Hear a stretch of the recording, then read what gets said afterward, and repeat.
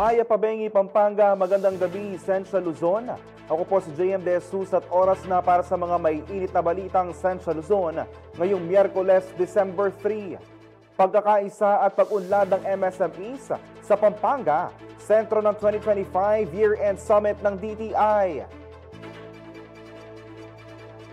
Bilang ng mga nagpapakasal sa Pilipinas, patuloy ang pagbaba ayon sa Commission on Population and Development. 6.5 hectares na lupain sa GMA Kabukiran gagamitin para sa kabuhayan ng mga Aita. GLF 2025 Execom all set na para sa Ligligan Parul sa December 13. At Alex Ayala at Brian Bagunas, flag bearers ng Pinas sa 2025 SEA Games. Muling pinagtibay ng DTI Pampanga ang pagkakaisa at pagtutulungan ng mga MSME sa lalawigan sa pamamagitan ng kanilang 2025 Year-End Summit. Kasabay nito, ibinahagi ng ahensya ang mga programa na layong palakasin ang kakayahan at mas marami ang maaabot ng maliliit na negosyo. Magbabalita si Rainiela Tugay. Muling pinagtibay ng Department of Trade and Industry o DTI Pampanga ang samahan ng mga Micro, Small and Medium Enterprises o MSME sa lalawigan sa Ganaka 2025 Year-End Summit. Idinaos ang pagtitipon sa Oasis Farm, Barangay Sagin City of San Fernando, Pampanga nitong Martes, December 2. Sa temang Remembering Achievements and Inspiring Kindness, ibinahagi ang mga kwento ng pag-unlad mula sa MSMEs na nagpapatunay sa kahalagahan ng inobasyon at suporta ng komunidad. Tinalakay rin ang pagpapalakas ng kakayahan ng maliliit na negosyo, pagbubukas ng mas maraming oportunidad at iba pang programang pangkaunlaran para sa mga entrepreneur. Highlight din sa aktibidad ang iba't ibang programa ng DTI na layong tulungan ng mga MSMEs na mas lumawak ang kanilang network at mas maabot ng maraming tao ang kanilang mga produkto. Hangad din ng ahensya na makasabay sila sa pangangailangan ng merkado at palakasin ang kanilang kapasidad sa pagnenegosyo. Sa pagtatapos ng summit, inaasahan ng DTI na maging mas tumibay ang pagkakaisa ng naturang sektor sa pamamagitan umano ng pagtutulungan, responsableng pagnenegosyo at patuloy na pagkilos para sa pag-angat ng mga lokal na komunidad na ipapakita ng bawat maliliit na negosyo ang kanilang mahalagang papel sa pagbuo ng matatag at inklusibong ekonomiya. Rainiela Tugay, CLTV 36 News. Kakaunti na raw ngayon ang mga Pilipinong hindi nag-aasawa dahil iba't ibang prioridad at pagbabago ng pananaw sa hinggil sa pagbuo ng pamilya. Alamin ang iyong pangsalig sa pagbaba ng bilang ng mga nagpapakasal sa report na ito. Iniulat ng Commission on Population and Development o CPD na mas kakaunti na ang mga Pilipinong nagpapakasal, bunsod ng patuloy na pagtaas ng gastusin, pagbabago ng mga prioridad at unti-unting pag-iba ng pananaw sa traditional na pamilya. Ayon kay CPD Information Management and Communications Division Chief Maylin Mirasol Kiray, nakapagtala ang Philippine Statistics Authority o PSA ng 10.2% na pagbaba sa registered marriage noong 2024. Nakita na raw ang trend na ito sa nakalipas na mga dekada. Mas inuuna raw kasi ngayon ng maraming Pilipino ang financial stability at mga personal na plano bago pumasok sa formal o legal na pagsasama. Batay sa pag-aaral ng CPD, dumarami rin ang tumitingin sa cohabitation o pagsama ng hindi kasal bilang praktikal na hakbang para sa mga nasa committed relationships. May ilan rin daw na nagsasama matapos ang pagbubuntis, habang ang iba naman ay iniiwasan ng kasal dahil sa mataas na gastos at dami ng requirements. Kahit civil wedding na itinuturing umanong mas low-cost option, ay nauuwi rin sa engranding selebrasyon. Nakakaapekto rin umano sa mga nais magpakasal ang mga negatibong salaysay tungkol sa buhay may asawa na kadalasang nakikita sa social media. Batay sa 2022 National Demographic and Health Survey, tumaas ang bilang ng mga Pilipinong hindi kasal ngunit nagsasama, mula 5% noong 1993 patungong 19% noong 2022. Mas marami na rin ang ipinapanganak na wala sa formal na kasal na nasa higit 840,000 births kumpara sa humigit kumulang 640,000 na ipinanganak sa loob ng marriage. Ibinahagi naman ng ahensya na may mga buwan na popular para sa kasalan. February dahil Valentine's Day, June dahil wedding season at bunsod ng tinaguriang June Bride, at December kapag mas maraming pera ang mga mamamayan. Gayunman, binigyang diin ni Kiray ang pangangailangang protektahan ng kababaihan at mga bata sa mga cohabitation arrangements. Nakakaapekto raw sa demographic ng bansa ang pagbaba ng bilang ng nag-aasawa kabilang ang delayed childbearing, bumababang fertility rate at mas mabagal na population growth na nasa 0.80% na mas mababa sa replacement level. Mas napapansin rin daw ang pagbabago sa pananaw ng kabataan. Mas inuuna na nila ang career at may ilan pang mas pinipiling maging fur parent kaysa magkaanak. Kaugnay niyan na nawagan ng CPD sa publiko na maging mas maalam sa pagpapasya tungkol sa relasyon at pagpapamilya at gamitin ang kanilang mga platform tulad ng malayaako.ph para sa gabay. Dagdag pa ni Kiray, mahalaga ang patuloy na suporta sa edukasyon, kalusugan, trabaho at skills development upang masiguro ang pag-unlad ng pamilyang Pilipino. Kasama si Jody Dizon Mercado, Aisel Fernando, CLTV 36 News. Samantala, wala umunong kakulangan sa supply ng karneng baboy ngayong Christmas season. Ayon kay Department of Agriculture Secretary Francisco Chu Laurel Jr., sinabi ito ng kalihim sa launch ng kadiwa ng Pangulo sa Clark Economic Zone nitong Lunes, December 1, kasabay ng paglulunsad ng Benteng Bigas Meron Na program sa mahigit 100,000 na manggagawa sa lugar. Ayon kay Laurel, puno ang lahat ng cold storage ng baboy sa bansa at nananatiling stable ang farm gate price nito na naglalaro umano sa 200 pesos hanggang 210 pesos kada kilo. Presyo ngayon nga ng pork medyo bumaba na no?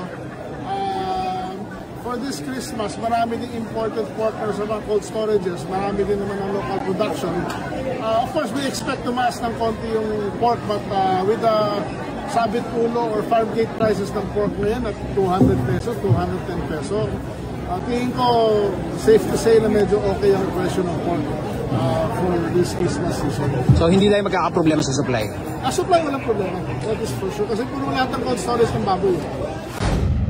Patuloy na in-evaluate ng LTFRB ang lahat ng aplikasyon para sa special permits ng mga bus bilang paghahanda sa pagdami ng mga biyahero sa Pasko at Bagong Taon.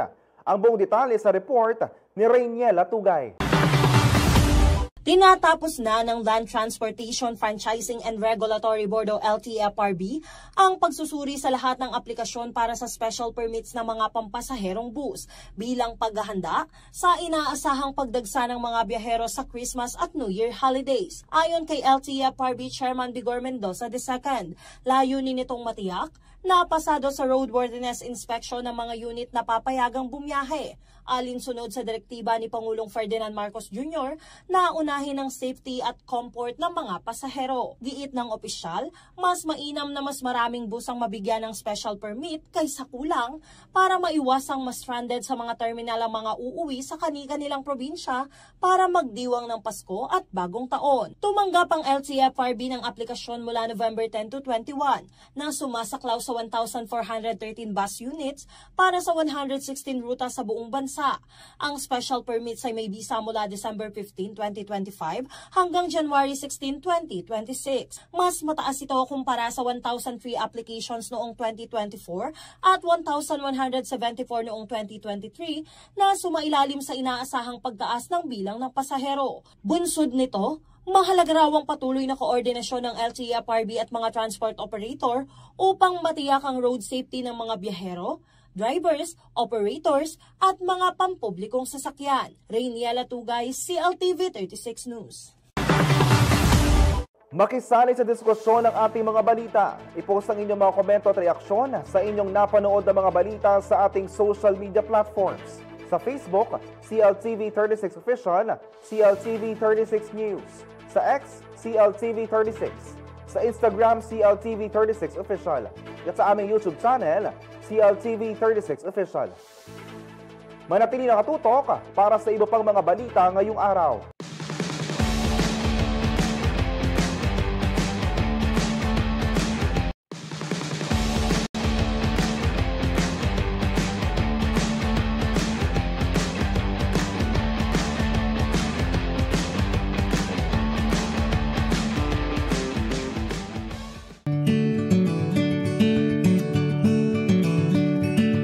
Opisyal nang inilunsad ng World Capital Holdings Incorporated ang Bethany Hills by Atrium, isang 10.3 na ektaryang hillside residential development sa Barangay Pag-asa, Orani, Bataan nitong Sabado, November 29. Tampok dito ang konsepto ng smart, sustainable at eco-friendly na pamumuhay. Sa kanilang grand launch, ipinasilip sa mga bisita at investor ang master plan, mga future amenities at sa lifestyle concept na nakapaloob sa tagline na Life Elevated with Nature. Tampok ang disenyo ng mga modelong bahay na Calliope at Adeline, mga tahanang idinisenyo para sa energy efficiency, natural ventilation at pangangailangan ng modernong pamilya. Ayon kay Irvin Paul Pastoriza, Director ng Sales and Marketing Communications Group, layunin ng developer na lumikha ng isang proyektong naiiba sa lahat. When we first created the concept of Bethany Hills, we're actually thinking of an upscale living that is one with nature. It is a project that is unique in its own sense, that we are redefining what luxury is, from glass and concretes to really all about nature. Hence, Bethany Hills was born out here in Pag-asa, Orani, wherein there are magnificent views of the Manila Bay and the view of Mount Natib, and as well as the great cool weather, which is a Tagaytay-like weather here in Bataan. So when we come up with this project, it was really something that we wanted. It was a dream. And I think this dream is about to come true right now. Dagdag pa ni Pastoriza, pinili nila ang Barangay Pag-asa, Orani dahil sa malamig na klima, rolling hills at kakaibang nature experience. Number one, consideration is nature. So we think that Barangay Pag-asa, Orani has that kind of nature experience, and that the rolling hills are really perfect for a good development. So aside from that, when we came here around starting October at September, when it goes at nighttime around 6 p.m., the breeze is already cool, and it is something that is very experiential to all our buyers. So we're thinking of something like this na ano kaya if we offer a project that is upscale and you know, at the same time it is merged with nature. Hence we come up with our tagline na Life Elevated with Nature. Tiyak naman ng developer ang pangangalaga sa kalikasan. We retained as much trees as possible. We didn't disrupt the contour, so we played with the contour of the development, and we placed solar panels in our common area. Actually, there's a electric vehicle charging station in our common area, so that we can promote sustainability, environmental sustainability. Bukod sa likas na kagandahan, tampok din sa Bethany Hills ang modernong smart features at amenities. May smart lights, smart doors, solar-powered homes at residential lift para sa PWDs at retirees. Tampok din ang mga amenities tulad ng Elysian Hall para sa social gatherings. Ang malawak na Central Park ay para sa wellness at outdoor activities, at ang Oasis na may swimming pool para sa relaxation. Well, with the Bethany Hills project, we're actually offering here smart homes. So there are a lot of smart features being incorporated in our homes right now, such as our smart lights. We have the smart doors. And of course, we also have a residential lift inside our houses, which makes it unique and friendly with our PWDs and as well as our retirees. And aside from that, our houses are also solar powered already, so which makes it one with nature. And then in terms of the amenities, we have here our Elysian Hall, which we call, basically it's not just an event hall. It will also house its own coffee shop, which will become a destination in itself here in Barangay Pag-asa, Orani. And then finally, we have our Central Park, which has our pickleball court. So our clients who are into, of course, health enthusiasts can also be one of their leisures here. And we also have done a mini golf in that Central Park as well. Ibinahagi rin ng mga digital content creators at real estate agents ang nagustuhan nila sa Bethany Hills. Para sa kanila, ang tunay na nagpapa-stand out daw sa proyekto ay ang kabuuang living experience na hatid nito.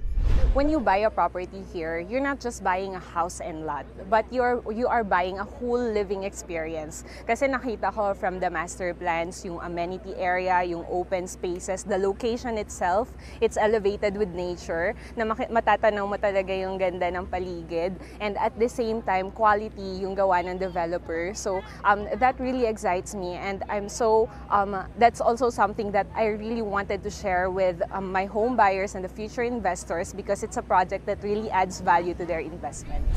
Ayun, so ang mga amenities kasi here in Bethany, well thought of siya, very functional, lalo na yung The Oasis and yung Central Park.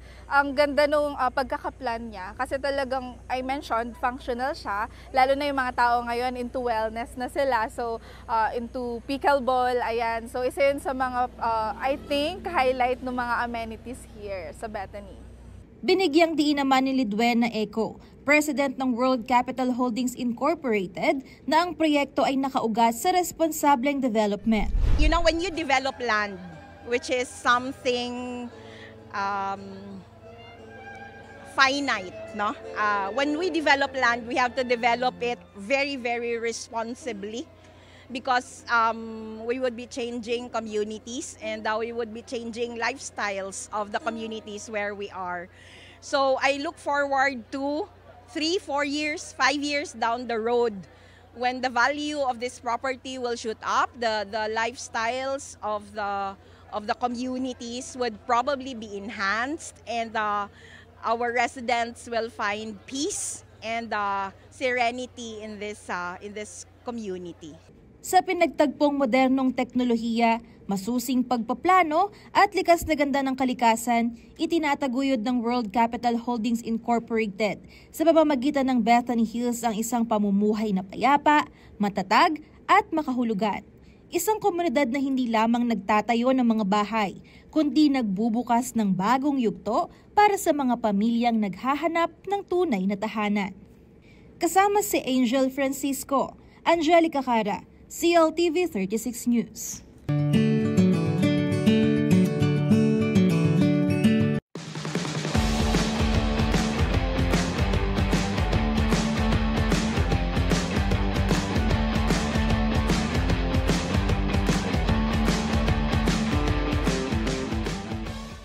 Nagbabalik ang CLTV 36 News.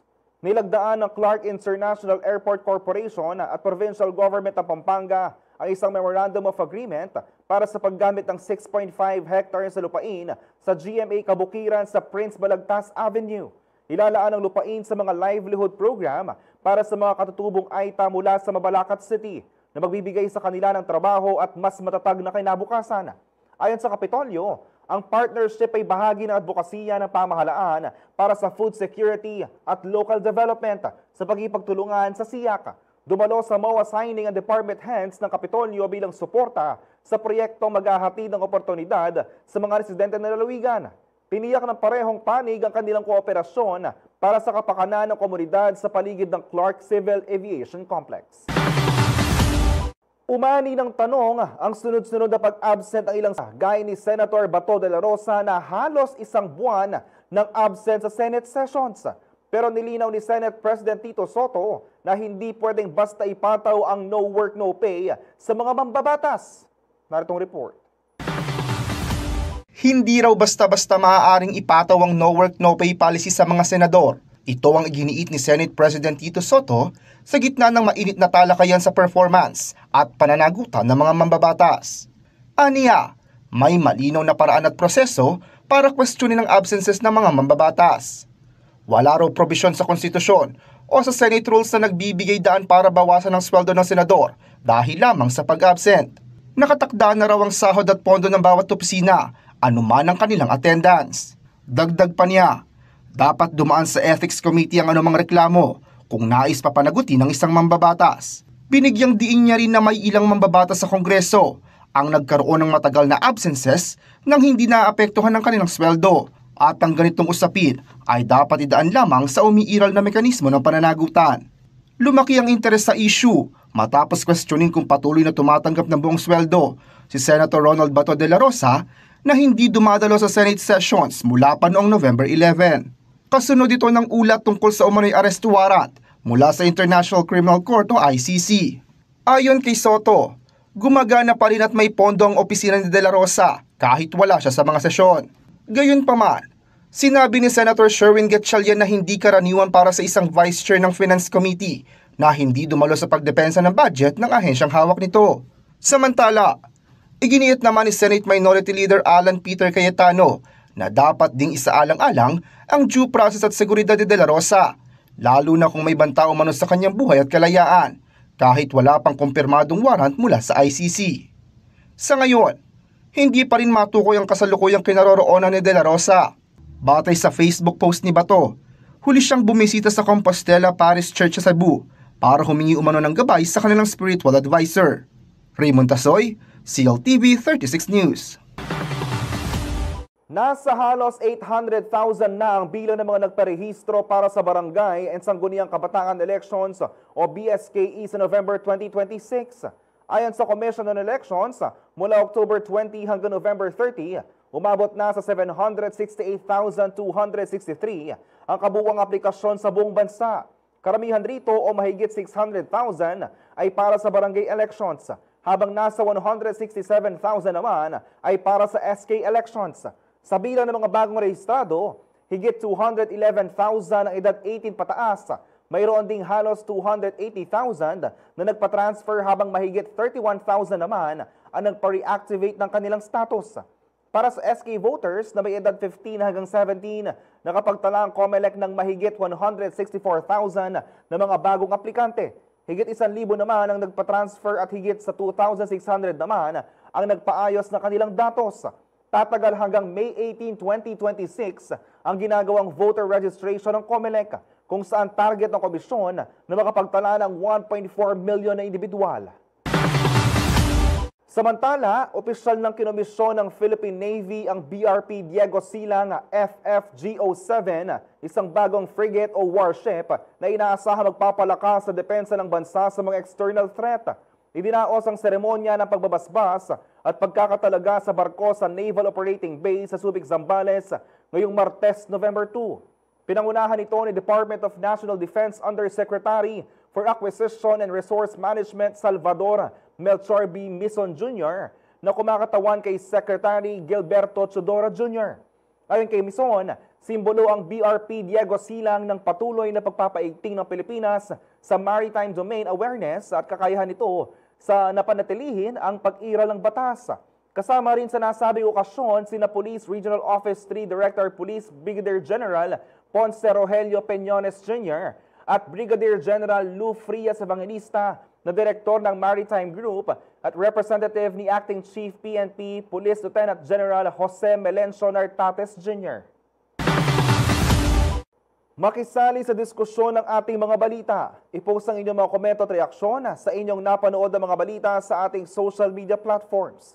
Sa Facebook, CLTV36 Official, CLTV36 News. Sa X, CLTV36. Sa Instagram, CLTV36 Official. At sa aming YouTube channel, CLTV36 Official. Manatili nakatutok para sa iba pang mga balita ngayong araw.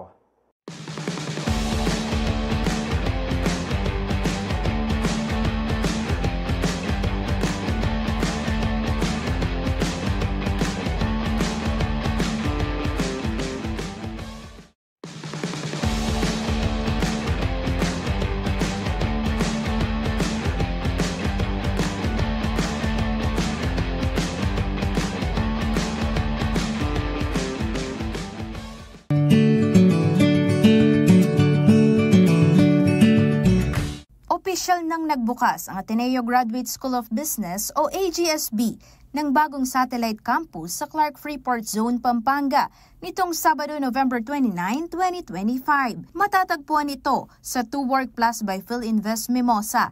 Layunin nitong higit na gawing accessible ang graduate business education para sa mga professional at entrepreneur sa rehiyon. We have to situate in the business centers around the Philippines. Our students are practicing managers. Ayon kay AGSB Dinjet Magsaysay, strategic ang Clark dahil isa itong mabilis na umuunlad na economic center sa bansa. Dito raw nila mas mapaglilingkuran ang mga leader at manager na nasa aktwal na trabaho na. It's some of the vibrant economic centers, not just here in this region, but also the Philippines. So we've been here for some time, but now we have a new home here in PhilInvest, Mimosa. It's a different location, and as you can see all around you, it has its own energy here in Clark. And this community can just continue to grow. We have a very active alumni association here. It's called the Ateneo Blue Eagles, ABE, in Kapampangan. Bukod sa mas malapit na campus, dala rin ng AGSB ang kanilang layunin sa paghubog ng responsableng business leaders, hindi lang para sa kita, para din sa lipunan at kalikasan. So our vision is, we want to be a leading management institution that develops responsible business leaders. So that's our differentiation, right? So leaders who can not just drive economic value, meaning profits, but also social value, uplifting Filipinos, and environmental value, contributing to the sustainability of the environment. Para naman sa Associate Dean for Academic Affairs na si Luisito Montalvo, mahalaga ang Clark Campus bilang starting point para sa Northern Luzon. Very strategic kasi ito eh. It's our beachhead, our jump off point for regions 2, 3, and Northern Luzon. And we also know that Clark is a booming economic center of the Philippines and many of the big businesses and corporations are here. Dagdag pa ni Montalvo, holistic ang leadership formation sa AGSB. Pinapalago hindi lang ang talino, kundi pati ang spiritual at emotional na katatagan. We form people to become leaders, not just managers. And our formation with AGSB is not just intellectual, but spiritual, emotional, and psychological. So it's a whole of person formation. And we, right now, because very competitive ang environment natin, those of you who are in business or running small organizations, at some point, yung widow, yung pwede na yan is something that might not be enough. Sa pagkuha rin daw ng MBA, malilinang ang kakayahan ng bawat businessman. And having an MBA provides you with the logic, the structure, and the mechanism to do better in your work and to be able to move ahead as far as your business is concerned, as well as your career. Bukas na rin ang aplikasyon sa kanilang Master of Business Administration programs sa Clark. May 2 track na pwedeng piliin depende sa career level ng estudyante. So the MBA standard track is targeted at early professionals who are ready to assume greater responsibilities and broader leadership roles, while the Ateneo Regis MBA track is designed for senior managers and executives. So usually our students for the Regis MBA are business owners, entrepreneurs, and the executives of different companies. Para makapag-enroll, kailangan lamang magsumite ng ilang pangunahing requirements. So the requirements are, you have to submit your updated CV, your TOR, and the computation of your GWA, and two recommendations letter from your supervisors or company. Welcome to the Ateneo Graduate School of Business. This is our new home here in PhilInvest Mimosa. And here you'll discover yourself as a manager and your calling as a leader in the Ateneo Graduate School of Business. And you can enroll at any time. Para sa iba pang impormasyon, maaaring bisitahin ang kanilang website na nakikita sa inyong mga screen. Aisel Fernando, CLTV 36 News.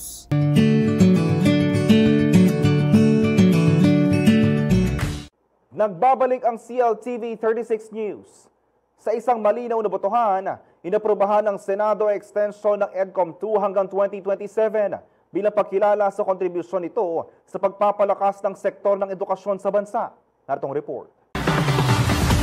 Pinalawig ng Senado ang termino ng Second Congressional Commission on Education o EDCOM 2 matapos maaprubahan sa third and final reading ang Senate Bill No. 1483. Sa botong 16-0, inaprubahan ng mga senador ang extension ng operasyon ng EDCOM 2 ng additional 2 years o hanggang 2027. Pangunahin itong iniakda at inisponsor ni Senator Loren Legarda, co-chair ng EDCOM 2. Dati na rin niyang sinabi ang hakbang na ito ay pagkilala na marami pang dapat gawin ng komisyon para mas mapalakas ang sektor ng edukasyon. Kinikilala ang EDCOM 2 sa kontribusyon nito sa pagpasa ng 10 batas pang edukasyon noong 19th Congress. Aktibo rin itong tumutulong sa pagbuo ng 6 na priority measures sa ilalim ng Legislative Executive Development Advisory Council o LEDAC para sa 20th Congress. Samantala, nagpahayag naman ng suporta sa pagpapatuloy ng EDCOM 2 ang Department of Education, Commission on Higher Education at Technical Education and Skills Development Authority o TESDA sa pagdinig ng Senate Committee on Higher, Technical and Vocational Education noong October 8, 2025. Nilikha ang EDCOM 2 sa bisa ng Republic Act No. 11899 na naglalayong suriin at paunlarin ng sistema ng edukasyon sa bansa at magrekomenda ng makabagong polisiya para dito. Kasama si Jody Dizon Mercado, Isel Fernando, CLTV 36 News. Handa na ba kayo sa pinakamaliwanag na labanan ng Kapaskuhan? Kasado na ang Giant Lantern Festival 2025 at muli magtatapat ang 2 higante ng parol making sa San Fernando, ang Barangay San Juan na gustong bumawi at Barangay San Nicolas na ayaw magpadaig. Parehong may bagong diskarte, bagong disenyo at isang hangarin ang manalo sa Ligligang Panula. Narito ang kwento.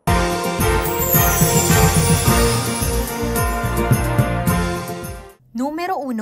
Number 1. San Juan. Minsan na nag-iwan ng bakas sa kasaysayan ng Giant Lantern Festival, ang Barangay San Juan, isa sa mga pinakamasiglang tradisyon ng City of San Fernando, Pampanga.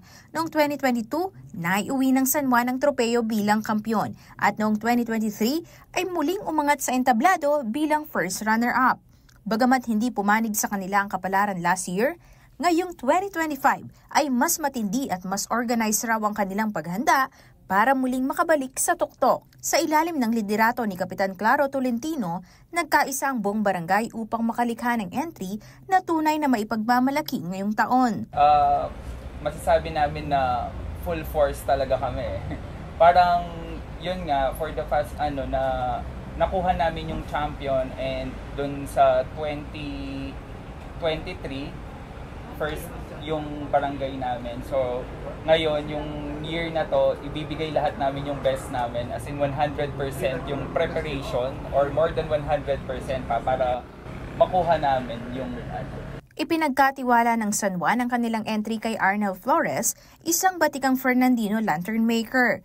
Yung San Juan kasi, kapilan kumanggawang parol, pagadyang ko nga, basiyo ka rin yung barangay lipadpad. Tsaka mumunan didi rin gagawang parol. Atin lang ang kanya-kanya sekreto rin. Magaling lang din. Yan ang makagawa ng ilang magaling. Kaya nga, swerte yan na mo. Kami nga sigurado nga tingking pakulo. 4 na dekada na sa industriya ng parol si Flores. Kaya't hindi niya ikinukubling proud siya sa talentong aniyay biyaya ng may kapal. Uling din niya na kung sobra-sobrang gift, Lord, bibiyakya mo ka na kung gagawang parol para kaya. Pesaya na katamang tao, yan naman pasayang kukong birthday na. Na burina, ganagan ng tao, buong mundo, saya. Anya, pasayang ko kayo uli na nining parol para kaya. Buong tiwala rin si Kagawad Ruben Baun na muling masusungkit ng San Juan ang titulo, lalo na't nasa panig nila ang isa sa pinakamahusay na lantern makers sa San Fernando. So together with one of the best lantern maker in San Fernando, we are hoping po na makuha na naman namin uli ang champion sa darating na Giant Lantern Festival. Bukod sa pagiging haligi ng parol making, si Flores ay ama rin ni Mark Nino Flores, ang young lantern maker ng Barangay Bulaon.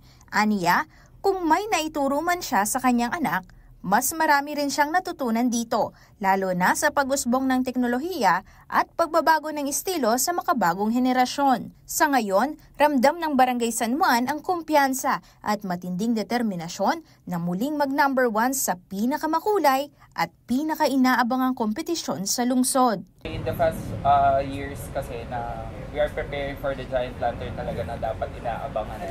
Pero ngayon yung masasabi lang namin na marami silang dapat abangan, parang mix na message or yung maibibigay ng aming lantern. Sa Nicolas, never magiging last. Ganito ka-confident ang Barangay San Nicolas sa City of San Fernando, Pampanga na mapanatili ang championship title sa Giant Lantern Festival. First runner-up noong 2023, kampiyon nitong 2024, taon-taon, may bagong pasabog at kakaibang gimmick na ipinapakita ang San Nicolas, kaya patuloy silang nakahilera sa listahan ng mga nangunguna at nagwawagi. Ayon kay Barangay Captain Jerwin Sembrano, mas pinatitibay pa ng San Nicolas ang kanilang sistema para muling makuha ang titulo, kabilang ang mas maagang paghahanda, mas maingat na pagpaplano at mas masinsinang pagdisenyo ng mga ilaw para sa kanilang parol. Siyempre, last year, champion kami. Mas lalo pa namin siyang pagagandahan at lalo pa namin siyang mas dadagdagan yung mga dapat nilang makita na masisiyahan yung lahat ng manonood.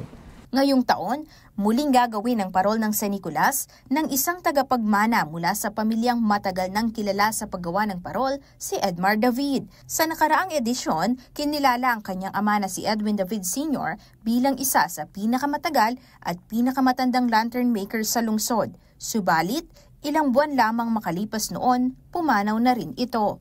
Kwento ni Edmar, maraming alaala at aral na iniwan sa kanya ang kanyang yumaong ama. Dahil dito, ang mga obra nila ngayong taon ay isang pagpupugay at pag-aalay para sa kanyang tatay. Pero at least, bago siya nawala, naparamdam namin sa kanya na nag-champion kami. So ngayon, siyempre, lalo pa namin pagagalingin, pagagandahan yung parol namin. Para sa kanya yon, tsaka yung ngayon, yung laban na to para sa kanya pa rin. Nakilala ang Barangay San Nicolas sa kanilang Stop and Go gimmick noong 2024 at ngayon, kaabang-abang din daw ang kanilang parol. Last year, nakita nila yung Symbols of Christmas. Ngayon, makikita din nila yung Symbols of Christmas. Mas maganda at mas masisiyahan lahat ng manonood. At kung kahandaan lang ang pag-uusapan, walang dudang ready na raw ang Barangay San Nicolas para sa big event. Actually, andang-handa na po kami sa labanan na ito. Dahil talagang pinagandahan namin. Dahil last year, nakita namin yung paglaban namin at nanalo kami bilang nag-champion ng Barangay San Nicolas. At siyempre ngayon, mas anda kami at mas gusto namin na talagang makikita lahat na yung kagandahan ng laban ng parol na ito.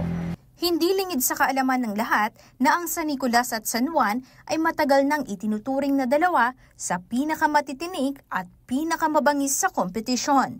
Kaya ang kanilang paghaharap ay laging inaabangan taon-taon. Hoping and praying and at saka po sana mabigyan namin ng saya mga taga San Fernando, buong Pilipinas at syempre sa buong mundo.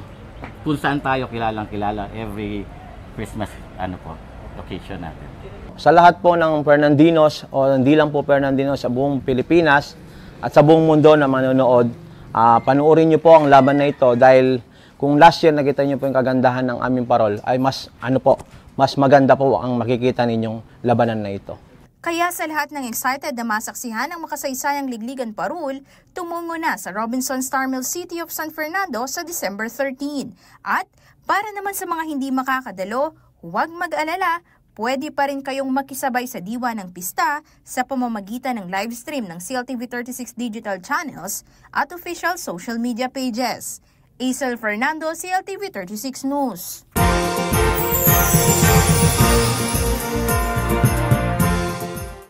Sa kaunay na balita, libo-libong bisita ang inaasahang dadagsa sa pinakaabang Giant Lantern Festival 2025 sa Robinson Star Mill City of San Fernando, Pampanga. At masigasig na, tinapos na ng GLF Executive Committee ang lahat ng paghahanda para masiguro ang maayos, ligtas at masayang selebrasyon para sa lahat. Ang kabuuang detalye ay ihahatid ni Aisel Fernando.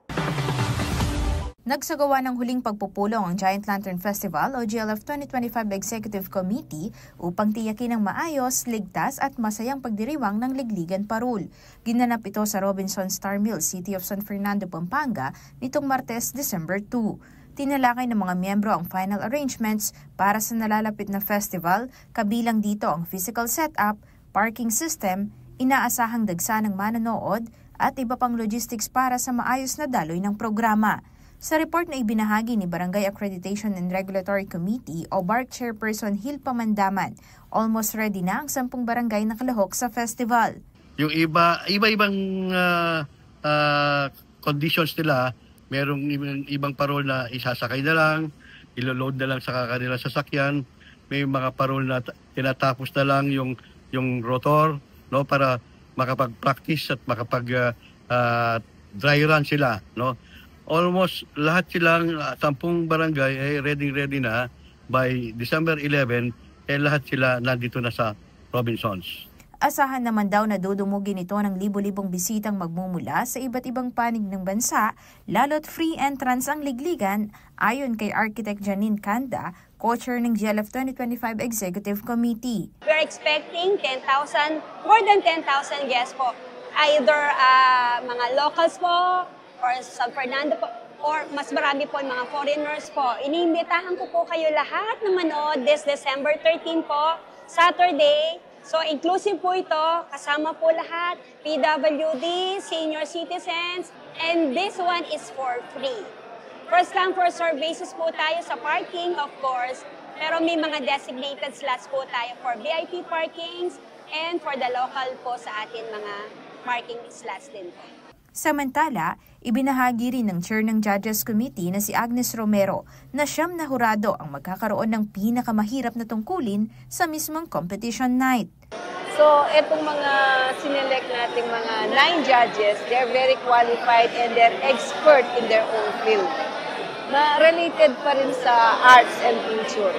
Patuloy naman ang imbitasyon ni GLF 2025 Executive Committee Chairperson Engineer Noel Gomez sa publiko, lalo na sa mga kabalen na makiisa at tunghayan ang makulay na pagdiriwang na sumasalamin sa sigla at liwanag ng Pasko sa lungsod ng San Fernando. Kami po na bumubuo ng Executive Committee ay malugon namin po kayong inahanyahan para manood po sa ating Giant Lantern Festival sa December 13, 2025 dito po sa Robinson Star Mills, Pampanga. Para sa mga hindi makakapunta sa venue, huwag kayong mag-alala dahil mapapanood din ito ng live sa CLTV 36 digital channels at official social media pages. Isol Fernando, CLTV 36 News. Manatili nakatutok para sa iyo pang mga balita ngayong araw.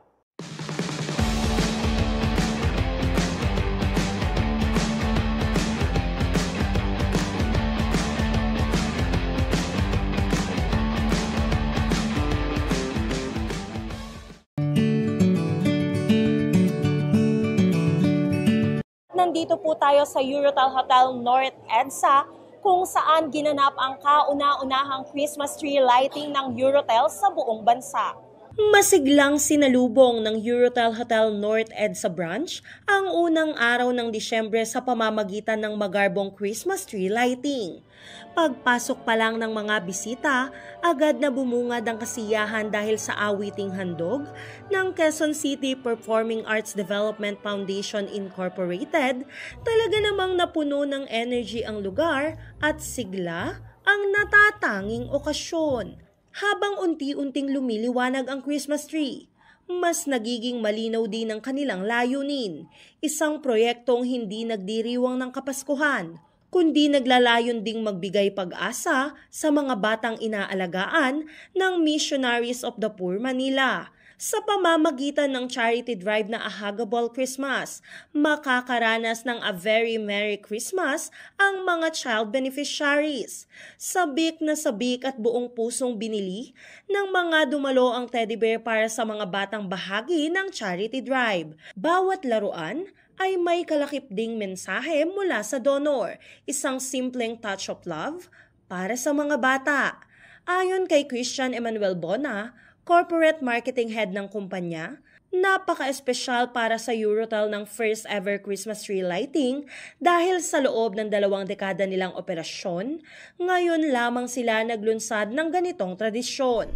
Because 20 years na kami within the market, but we never had a Christmas tree lighting. So this is very symbolic para sa amin sa Eurotel, no? And a Christmas tree lighting as a big event para sa mga hotels.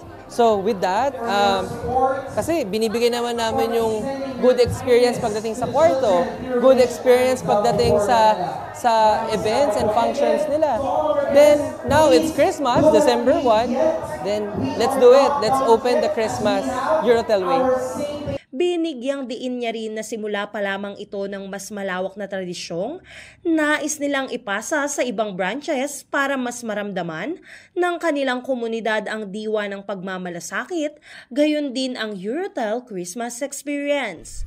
Next year, magbubukas pa kami ng isa pang Christmas tree lighting ceremony. Tinapasa namin yung tradition with our other branches. Kasi ang goal po namin is ma-feel ng community namin, lalo na yung malapit sa branch namin, yung quality and kind ng Eurotel Christmas. Ipinaliwanag din niya ang rason kung bakit MPM ang napili nilang benepisyaryo. Same with the age of Eurotel, almost 20 years. Nandito na sila sa Manila. They opened their institution. Minsan iniiwan yung mga bata. Minsan kinukuha nila from a family na hindi na kaya kasi ito yung mga batang may special condition, may cerebral palsy. And napili namin sila because una is the service, the continuous service na ginagawa nila. And of course, kailangan nila ng help. Sabi nga, it's not just only a business that will help an institution, but media ng community, no? So, we're here together with our community. Eurotel is here, and we are always ready to help and give service and comfort, not only for our customers, but especially for yung mga less fortunate nga po, katulad ng beneficiary natin sa Missionaries of the Poor. Labis naman ang pasasalamat ni Brother Constantine Robles, representative ng MPM, dahil malaking tulong ito sa kanilang misyon. We are truly grateful for Eurohotel for their partnership, and because this is truly an event where we showcase our works with the poor, the least and the last and the lost in our society. And it is very opportunate because this will help us, do more in the service of God's kingdom here on earth. Dagdag pa niya, ang kolaborasyon ay patunay na mayroon pa ring pagkakaisa sa kabila ng hamong kinahaharap ng bansa, lalo na ngayong panahon ng Kapaskuhan. We will have a good collaboration that help us, serve these people whom we serve every day with great compassion, with joy and unity, especially this season of Christmas. And the highlight of Christ giving, His life is been manifold through these people. Sa pagtatapos ng programa, nagpaabot ng pasasalamat si Rhea Bombita, sales manager ng Eurotel, para sa lahat ng sumuporta sa layuning ito. I hope makatulong kami in our own little way para naman maibigay namin ang inyong mga pangangailangan. And through that small gesture of ours, through our colleagues, through our partners, makapagbigay ligaya po kami sa inyo. So maraming salamat for being a part also of our event for Eurotel. Rainiela Tugay, CLTV 36 News.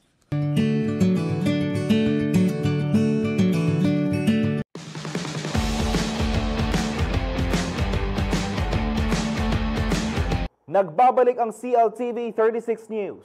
Samantala, inaasahang magiging makulay at makahulugan ang paglahok ng Pilipinas sa nilalapit na 33rd SEA Games, kasabay ng pagpili ng mga atletang namumuno sa delegasyon sa pagbubukas ng torneo. Magbabalita si Raymond Tasoy.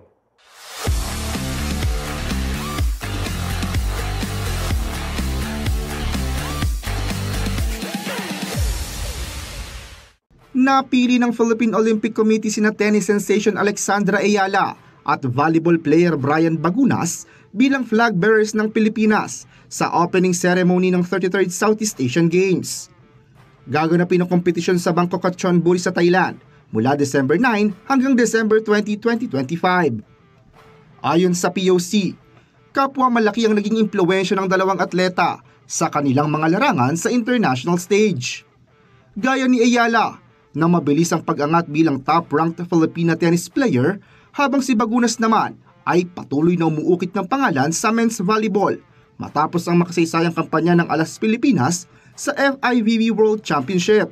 Tinatayang nasa 300 miyembro ang unang itinalagang delegado para sa opening ceremony, ngunit posible pa umano itong mabawasan. Nasa halos 1,700 athletes pa rin ang kabuuang delegasyon na ipadadala ng Pilipinas sa SEA Games. Binibigyang diin ng POC na mahalaga ang pagpili ng flag bearer dahil ito ang nagsisilbing simbolo ng inspirasyon at determinasyon para sa buong delegasyon at kabataang Pilipino. At yan po ang Game On. Raymond Tasoy para sa CLTV 36 News.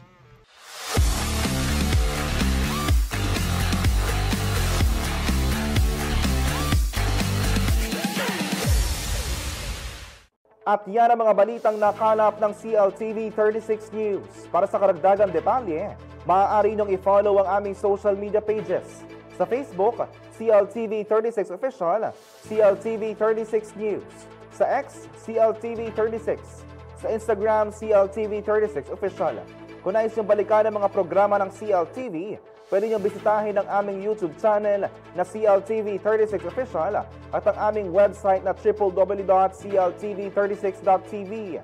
I-promote ang iyong negosyo para mas marami ka maabot sa TV at social media sa pamamagitan ng pagkikipag-partner sa CLTV 36. Magpa-advertise na at i-feature iyong produkto o serbisyo sa aming mga news at public affairs program. Para sa inquiries, mag-message sa aming official Facebook page na CLTV36 o tumawag at mag-text sa 0930-381-9332 o 0918-854-2357. Mapapanood din ang mga programa ng CLTV nationwide via Signal Channel 115 at sa ating cable partners.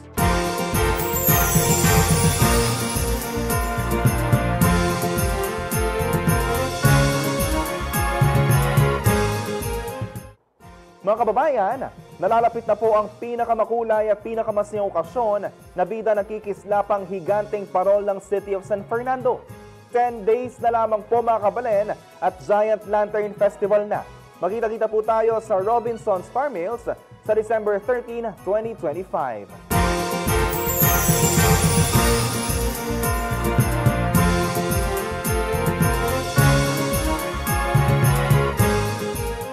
Kasama ang buong puwersa ng CLTV News and Current Affairs, ako po si JM De Jesus. Mga kabalen, mga kariyon, 22 days na lamang po at Pasko na. Maraming salamat po.